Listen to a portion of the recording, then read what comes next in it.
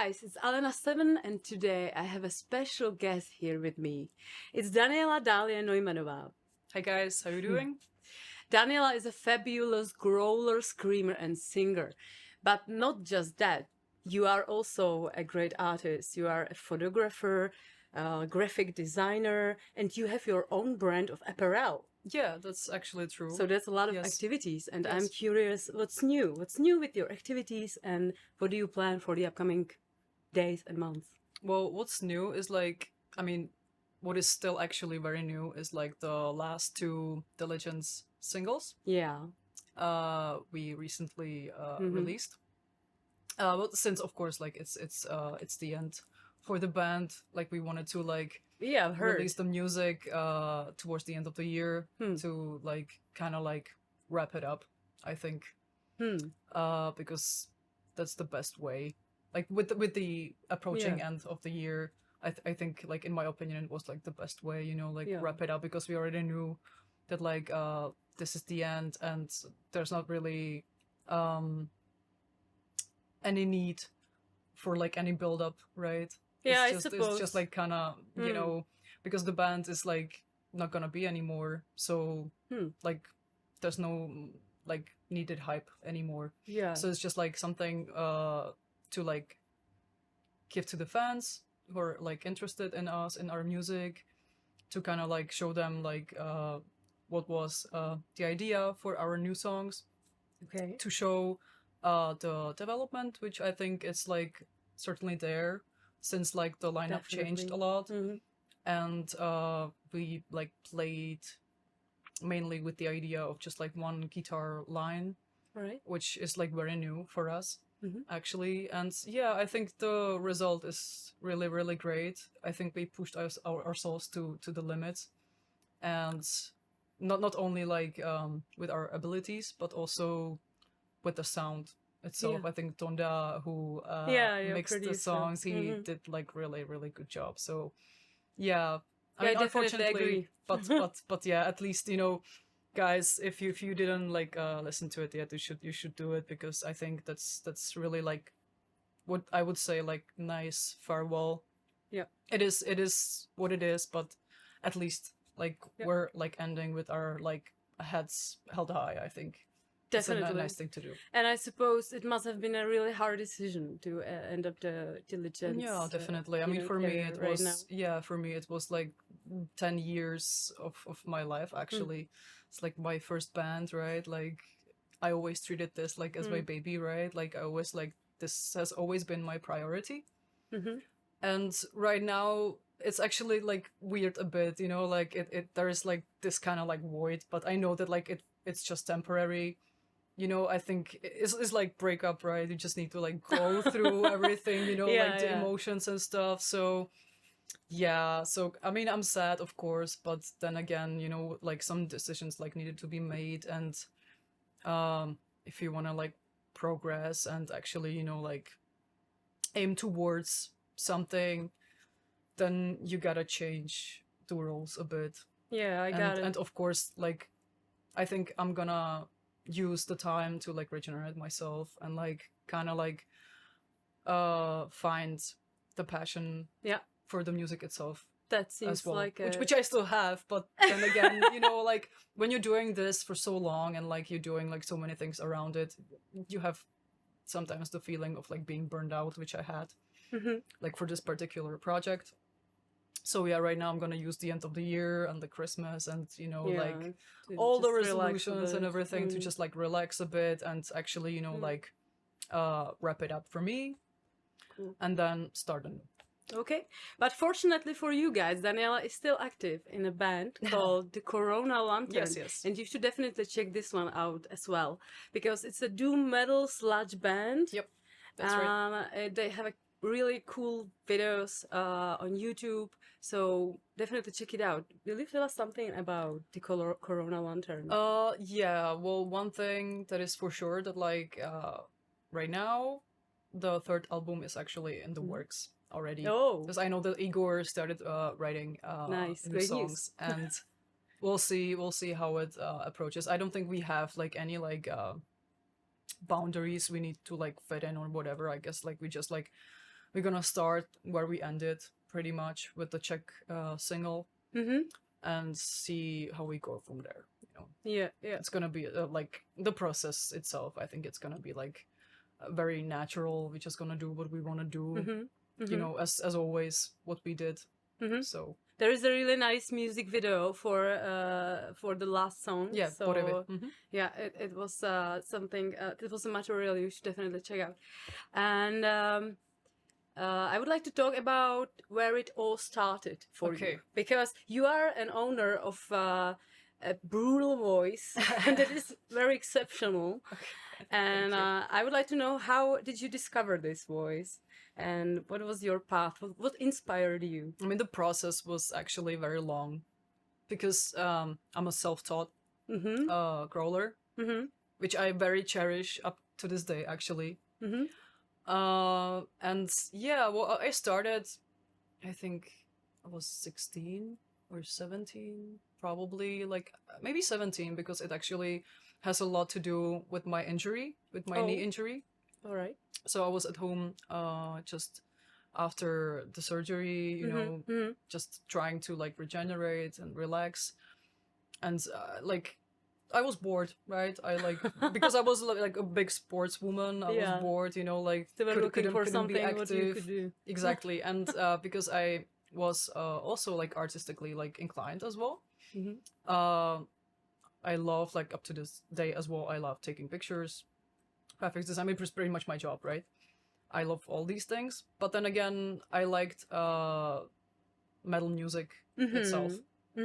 And then I just tried to imitate like my favorite artists, which back then was of course Arch Enemy, with Angela and Walls of Jericho with Candice. And you know, like the first like attempts were very, very, very poor, because you know, you just like, I didn't know how to do it. No one like showed it to me. I just like I just tried, you know, like how it goes. Of course, like it was like really painful from the beginning because I didn't know the right technique.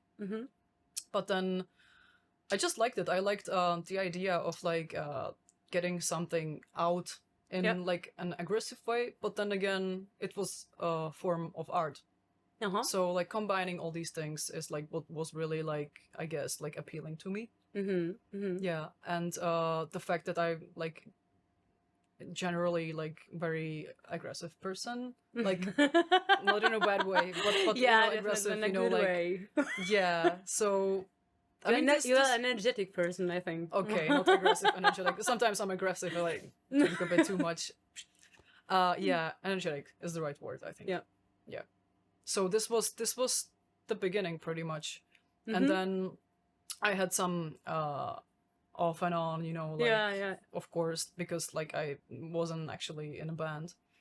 But then again, actually the very first Diligence drummer, because he was my friend back then, and they were looking for a singer.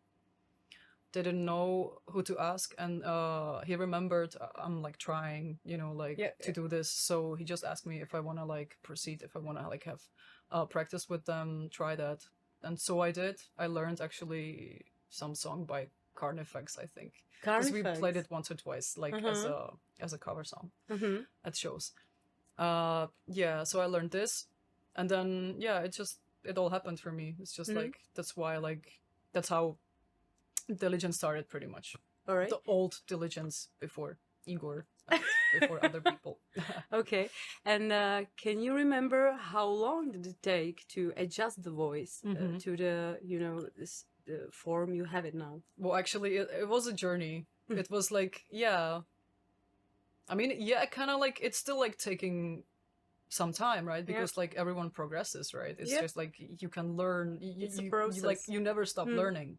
It's a process, and I think that what any like aspiring musician should do, that you can learn every time, anytime, and you shouldn't stop. You should just like try and like enjoy yourself, you know, try experiment, and then you just realize, oh wait, you know, this is maybe what I like could incorporate like in my own voice or in my own like range. Just never stop having fun. Pretty much. Nicely said. Yeah. All right. And how did you maintain your voice? I think these brutal techniques like growls and screams. They are pretty intense. Yes. So it's not just the technique, but also the way you just take care of your voice, but not only your vocal cords, but also your body. Yeah. Because it's a part of your instrument. Exactly. I would like to ask about your favorite routines. How do you warm up before shows, before studio? And what do you do for your voice? I mean, basically whatever looks funny or sounds funny is a good exercise, right? Like, that's right. Like all these like stuff with your lips or with cheeks or like different like like face expressions, mimicking.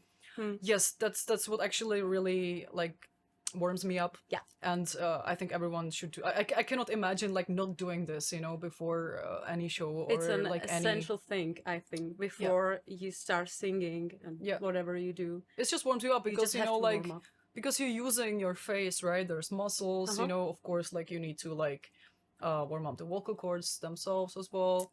What actually really works for me is like this like kind of like humming. So you're like, using your with your head voice. Yeah, from like lower up to like the head voice, like up and down, like a siren. Yeah. And then it's also like very like physical thing. You should be fit to do this, because like of course like it's not required, but in my opinion I think it's a really good asset to have. Also for clean singing. Yeah. Well, that's right. And you know what you're talking about.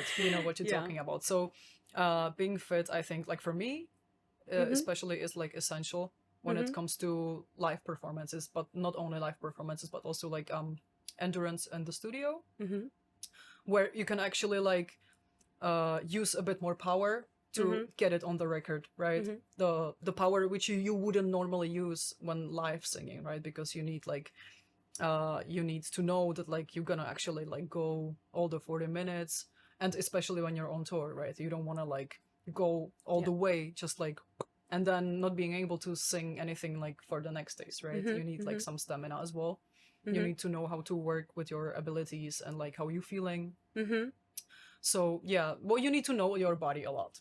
Yeah, I know you experienced such tour with an American death metal band, Abnormality. Yes, that's correct. It was a European tour. And how many gigs? Actually. It was 14 days, and we had one day we had a break. Yeah. Because the show wasn't happening, so yeah, we just like enjoyed the seaside and stuff.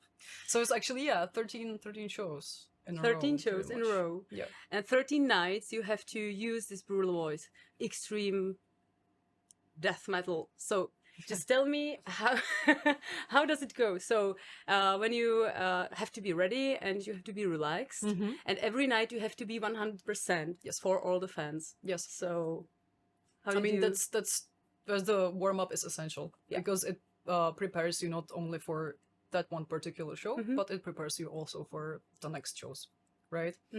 And then again, sorry guys, but no partying. It's just you need to stay. You need to stay sober. Not like, I mean, you can have 1 or 2 beers. That's fine. I had it, and like it was okay. But you just need to be self-aware. You need to be, like responsible, of course. And especially when it wasn't my own band, right? I was like even more, responsible. Oh my God, I don't want to fuck up anything, right? Like you just like really like self-aware. Yeah. And that's what you need to do, especially like with like these like long runs, right? And lots of drinking, lots of like drops.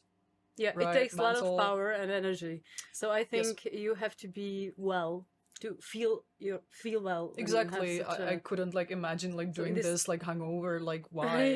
Like, it would sound like shit. In I would such feel condition, like shit. when you have a hangover and then it's also like can extremely unfair to the fans, obviously. Yeah. So like also lots of herbal tea. Keeping the throat and vocal cords, keeping it hydrated. Water is essential. Yes. And like working out a bit before the show is also like a good idea when you can, when you have the time to do it. just like trying to chill a bit, you know, like getting yourself ready for like the actual gig. And did you have enough sleep during the tour? Well, there were days that were like very hard, you know, where we like slept like 2 to 3 hours. I think there was when we continued from Barcelona to northern France, and we needed to travel for 12 hours. So it was 12 hours like in a van, right? And we played kind of late. We stayed there, of course, because we wanted to like, you know, like enjoy the festival. We wanted to sell some merch. And then we came to the hotel room, and then it was like, I don't know, like 3 a.m. And then you're waking up at 6, like, so and you're not gonna fall asleep immediately, right? That's just not happening because you're like still there, right? Yep. So you just like trying to power through, fall asleep, get as much as rest as you can. Yeah. And then when you need to get up, you just get up. You just need to. Yeah. And then you can sleep in the one. So there were like tough days, but then again, also when we had the free day, we traveled from Italy to France, and we traveled the entire night. And because our driver was Czech, and he didn't like speak any English whatsoever, so I needed to like keep him company, talk to him so he doesn't fall asleep, right? Because he was also tired as well, right? Like driving the entire tour. So that day I wasn't sleeping at all. We just arrived to this French city, small town. Yeah. And then you want to enjoy yourself, right? You want to have a free day, just chill at the beach, you know, have some like good food and drinks and stuff. And like I was really worried, you know, like guys, I'm gonna like sleep through the entire day. I'm not gonna like have any fun, right? But actually, you know what? I wasn't tired at all. It's just like I was just like so hyped, you know. Oh, let's enjoy this. This is awesome, right? Let's have some fun. Yeah, because it was something new. Yeah, exactly. It was which is like not very like this is not my thing, you know, because I like sleeping. You know, like I like sleeping in. I like, you know, like enjoying myself in the morning. You're at actually, home. Yeah, because I work from home, so I can afford that. You know. Yeah. So there were tough days, but you know, actually, in the end.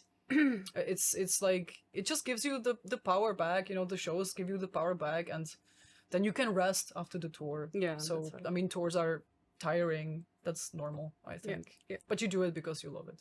Yeah. And between us girls, there might be days when it's pretty harsh to perform. Yeah. And it's days, your pre-period and period days. It's really hard because your vocal cords are kind of different. Yeah, and true. this whole feeling is different because your body doesn't have so much power. Yeah. So how do you experience this, or is it still possible to sing death metal when you have yes, of course. your period? Yes, or of course. Pre-period time because it's similar. I mean, yes, of course. But it, of course, is like tougher. You need to prepare for it more. I mean, the lack of energy is, of course, like not very like pleasant thing to experience. When it comes to growl, when it comes to really like deep voice, I noticed that like during these days, I don't have that much of like power and the presence. But that's only like a thing maybe like you or me could like tell. But of course not the fans. Of course, like when you're like live, you know, everything is like distorted, you know, like it's totally okay. No one's gonna tell a thing. But you know, it's just like you feeling a bit like less comfortable.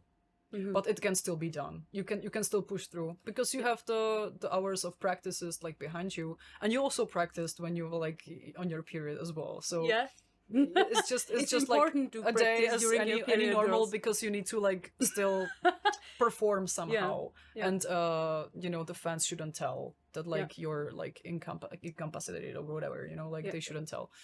So of course it's tough, it's hard, it's like you can notice it that you don't have the drive that you need, but then again you just need to go through it, that, you know, push through. And especially I'm pretty sure you would say that like when it comes to clean voice, I think that's much more similar. That's pretty much the same, isn't it? Isn't it like more tough for you?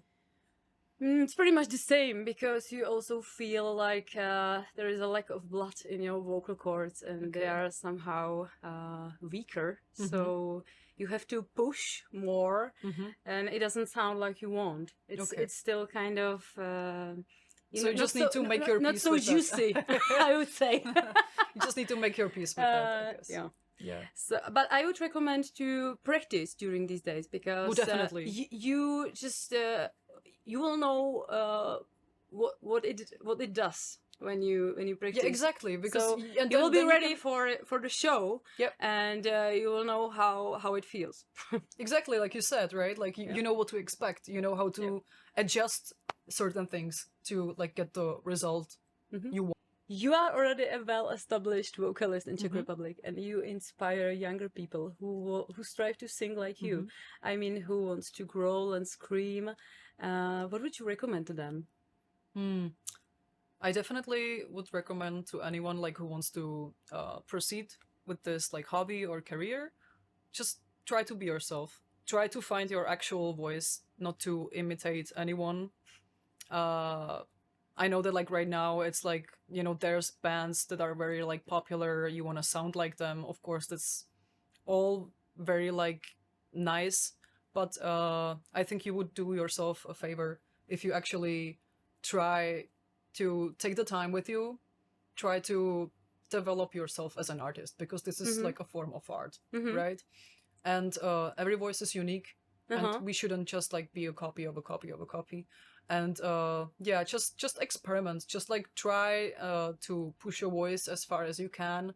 What sounds like natural to you, and what sounds like good. What doesn't like strain your voice that much, of course, obviously, because you need like some stamina within the range as well. And do you think it's important to listen to different kind of music, different genres? Yes, definitely, because it's for me it's just art. You know, there's no like. You know, like, I don't like this genre, I don't like this genre. Like, music is art, and, like, it's either good or bad. Yeah. That's it. So you are not against combining clean singing and growl screams? No, definitely. No, definitely. I mean, I'm trying these days. I'm trying to get better in my cleans. Yeah. Thanks to you. No, thank you. And yeah, well, it's been a journey. I've been trying like this for a year, and actually in one of the new Diligence singles there is clean lines as well. It is still very tough for me, because like I came the other way around, right? I never like sang, you know, I was never a part of any core or something like that. So it is definitely like a new experience. But then again, I'm just like trying to approach it like that. I just want to have fun. I just want to explore something new. And because like I'm an artist, I just want to like learn something new as well. Like push my boundaries, trying to like adapt like new ways of expressing myself, right? It's just about the expression, because sometimes you just have this part that you would just like, oh man, this like would like really fit like some clean lines, this would suit it so much. But you know, like you just need to do something for it. You just need to get the hours down, and yeah. So would you say that the self-expression could be a key to your development somehow? I mean, yeah, definitely. I think it is. I mean, of course, like, or just for the mere fact that you want to like perfect this and that, that's also nice, right?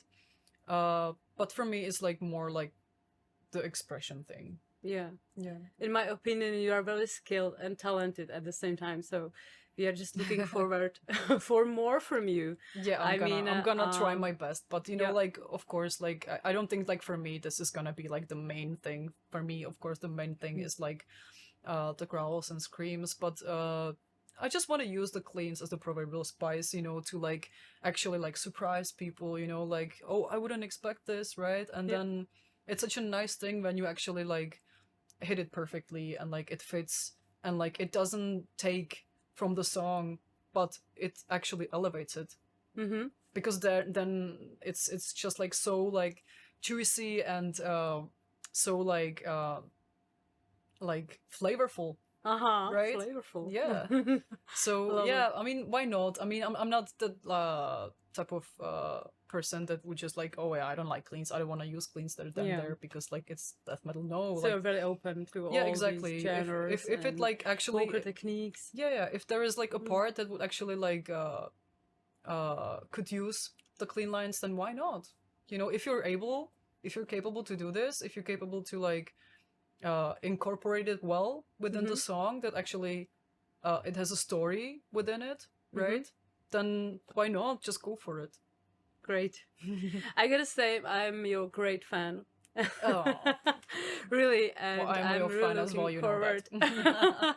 to your next work. So Okay. thank you again for coming. And Thank you so much. Good luck with everything. Thank you so much. Thanks, guys, for watching. Thanks.